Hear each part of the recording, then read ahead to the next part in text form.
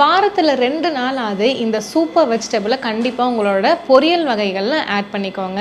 இந்த vegetable calcium, iron, protein, antioxidant, fever அப்போ immunity நல்லாவே பூஸ்ட் பண்ணி கொடுக்கறக்கும், ஒரு பயங்கரமான பிளட் பியூரிஃபையராகவும், வயிற்று புண்களை ஆத்துறக்கும், piles, constipation, fistula, bleeding piles இதுக்காகவும், asthma, dust allergy, nasal block, dry cough, நெஞ்சு சளி இது எல்லாத்தையுமே போக்குறக்கும், டயபெட்டிஸ்க்கு ஒரு அருமையான மெடிசனாகவும், எப்பவுமே டயர்டாக இருக்கு அப்படின்னு சொல்றவங்களுக்கு ஒரு எனர்ஜி பூஸ்டராகவும், kidney related issues, urinary problem இருக்கிறவங்களுக்கும் ஒரு அருமையான காய்கறி தான் சுண்டைக்காய். சுண்டைக்காய் வந்துட்டு குட்டியா இருந்தாலும் பயங்கரமான அது ஒரு ஹெல்த் பாம் அப்படின்னே சொல்லலாம்.